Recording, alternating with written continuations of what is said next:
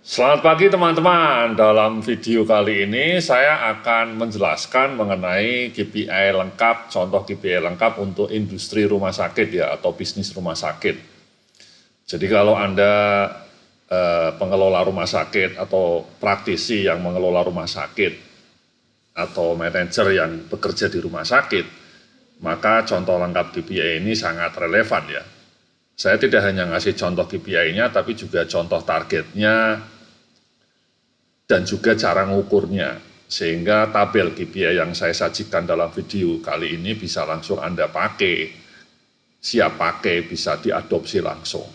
Oke, tapi mungkin kenalan dulu sebentar ya, nama saya Yudian Reksa, Bapak Ibu-Ibu, saya seorang konsultan manajemen, saya punya S2 HR dari Texas A&M University, banyak nulis buku juga, dan yang terakhir itu yang penting ya, jadi kalau kantor Anda atau rumah sakit Anda butuh narasumber atau training mengenai KPI dan balance scorecard, ya BSC itu balance scorecard ya, mungkin Anda bisa hubungi saya, baik di nomor WA saya ataupun alamat email saya ya, saya tunggu teman-teman.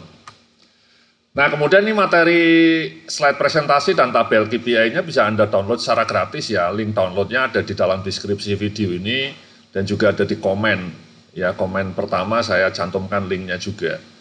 Di dalam materi gratis ini Anda bisa nanti lihat tabel KPI beragam jenis industri, contoh lengkap KPI semua departemen dan divisi, dan juga contoh balance scorecard dari 20 perusahaan raksasa Indonesia. Ya, BSC, balance scorecard. Jadi silakan Anda download ya, gratis semua ya. Saya berbagi secara gratis untuk kemajuan rumah sakit Anda.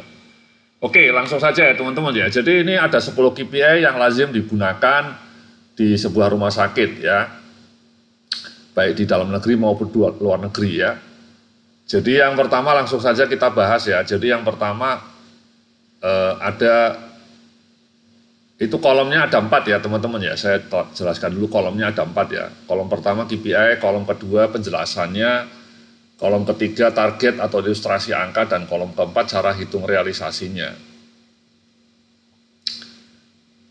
Yang pertama, sebentar, yang pertama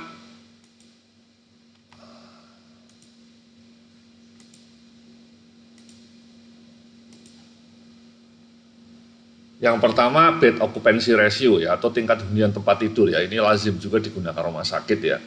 Jadi targetnya kalau bisa antara 70 sampai 85%. Jumlah hari perawatan pasien dibagi jumlah tempat tidur dikali jumlah hari kali 100% ya, BOR. Makin tinggi okupansinya makin bagus ya. Yang nomor 2 rata-rata lama rawat inap ya, length of stay. Rata-rata pasien dirawat inap ya. Kalau bisa juga jangan terlalu lama ya, maksimal 5 hari misalnya. Jadi lebih efisien, karena BPJS juga sekarang punya standar length of stay-nya jangan lama-lama, harus efisien. Kemudian yang ketiga ini mungkin ada hubungannya juga dengan nomor 2 dan nomor 1 ya, jadi interval penggunaan tempat tidur.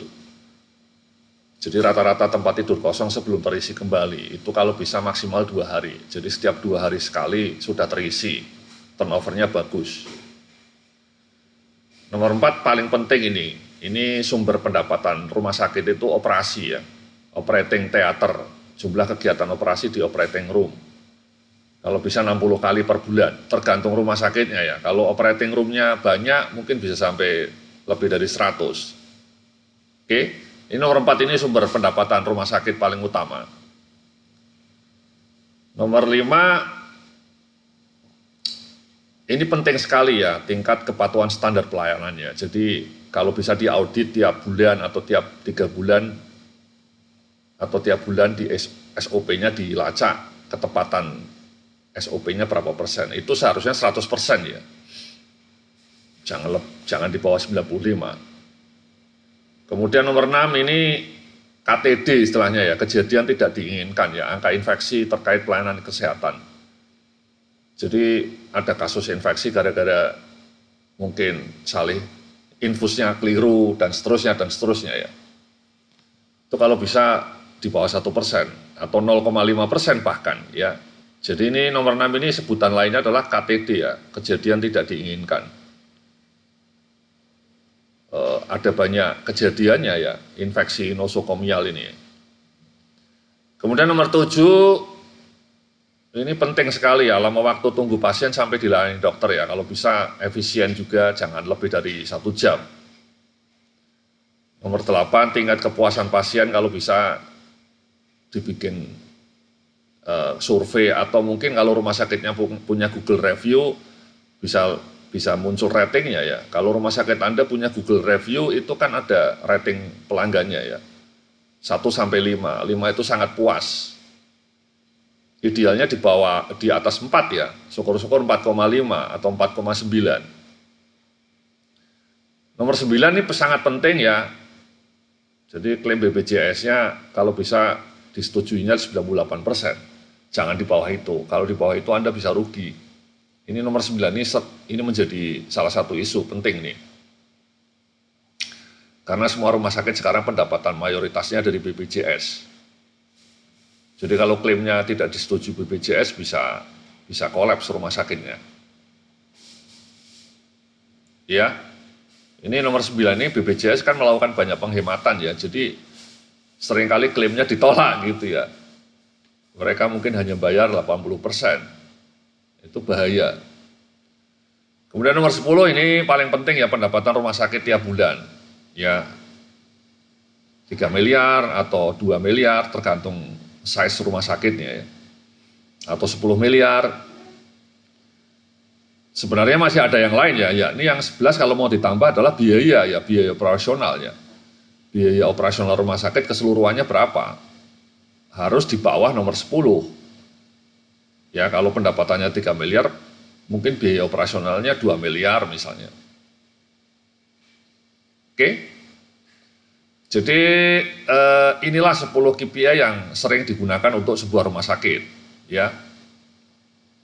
Jadi Anda bisa pakai ini sebagai acuan utama. Silahkan bisa diadopsi dan kemudian nanti realisasi tiap bulannya dilacak.